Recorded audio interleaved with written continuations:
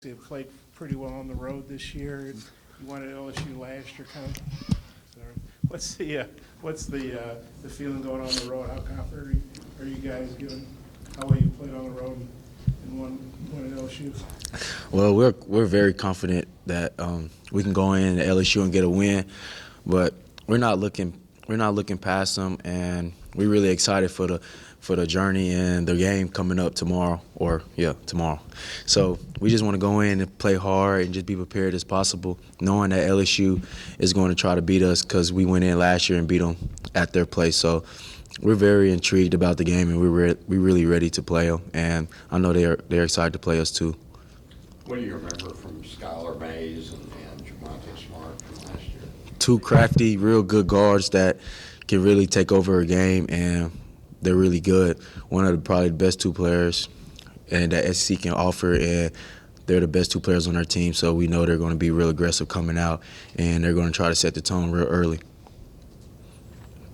Yeah, Mason, your thoughts on last year's game, because you had a big contribution late in the game, and just, what it felt because they were on a roll at that point, Last year was just kind of different because we was on a losing streak, and we just wanted to go in and get a good dub for our team last year. But last year was a good win, and it was probably one of the best wins we probably had as a young team last year. But that was last year, and we're looking forward to tomorrow's game and just intrigued on how they're going to play and how Skylar Mays and Javante Smart is going to try to kill us and just start leading away from them. You wished more people understood your relationship with Musk. Could you maybe expound on that and how he's kind of pushed you to maybe find some more consistency in your game? Coach Musk was probably one of the best things that ever happened to me probably in my career, because this year has been nothing but as I planned and as I talked to him when he first got here. I told Coach Musk that I wanted to be more consistent and I wanted to be great and I wanted you to push me to be a pro. And he has done nothing but great things for me, and he has pushed me since the first day he got here. And our relationship is just incredible. We always talk. I love the guy. The way he just treats me in the way that he lets my game establish in the way that he didn't push me this year is unbelievable. And there's so many words I could say for him, but he just know I love the guy. And I just do everything I can do to make sure we keep winning. And the respect that he shows for me and the respect that he shows for our teammates is incredible. That's why it's a different type of energy this year. You can see people playing harder, and you can just tell that we want to win. And he didn't install that in us, that it's all about winning, and people don't like losers. And when we lost to West Kentucky, it was a bad thing, and I feel like I let everybody down. But I told Coach Musk that I love you, and I'm not going to let that happen again. So just the fact that the way he treats me and the way that he loves me and the way that he wants the best for me is incredible. And for the fact that he knows the fact that I know that, I'm just going to continue to play hard for him, and that he knows that I love him, and the team know that everybody loves Coach Musk. So as long as we know that, then we're going to be good. Did you guys know Eric was an LSU assistant, I guess, before he went to Nevada? Did you guys know that? He told us when we first got here, but we really didn't pay attention to it like that. I guess the time he left Arizona State, and he was pretty close, I think, to taking a job with the Timberwolves, getting back in the NBA. And so who knows, if he'd done that, he might still be in the NBA. Maybe he doesn't go to Nevada, then he doesn't come here. What do you think about that? Like, if maybe he had gone back to the NBA path, he wouldn't be your coach now? That'd just be, it's crazy how God works things out. I didn't know that we was going to get Coach Musk after the season, but he came, and he's been a blessing ever since. And like I always tell Coach Musk, just be happy, keep God first, and just know that whatever's planned is already written. And if Coach Musk would have went back to the NBA, that would have been good for him and his family. But God had other plans for him, and he came to Arkansas, and he's prospering.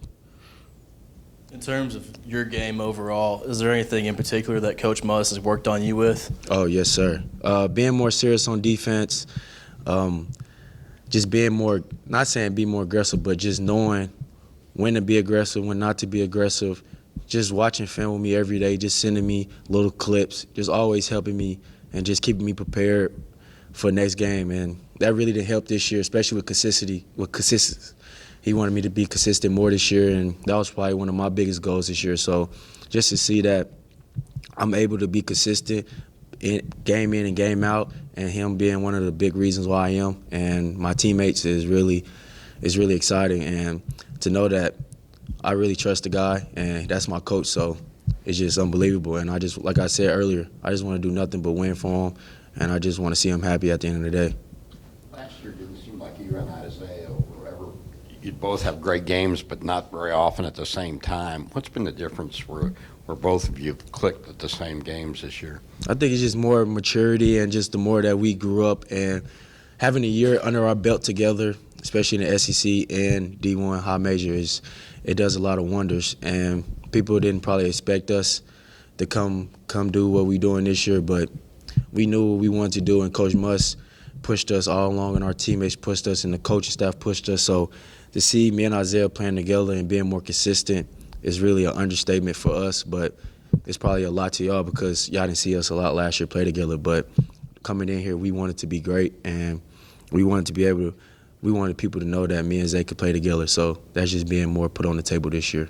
Well, he said, Musselman even said that the last 8 minutes of a close game, he wants the ball and the two of you's hands. Just how's that gone for you, and just kind of knowing the confidence they have in you for that? The confidence is skyrocket. Y'all can probably see it, late shots that me and Zay make, but it just goes all to the credit to our coaching staff and Coach Muss for just always putting the ball in our hands and just saying, do what you do, make the right play, but make sure you always make the best basketball play. And just knowing that Coach Muss trusts us late game situations and our teammates trust us a lot, it really means a lot.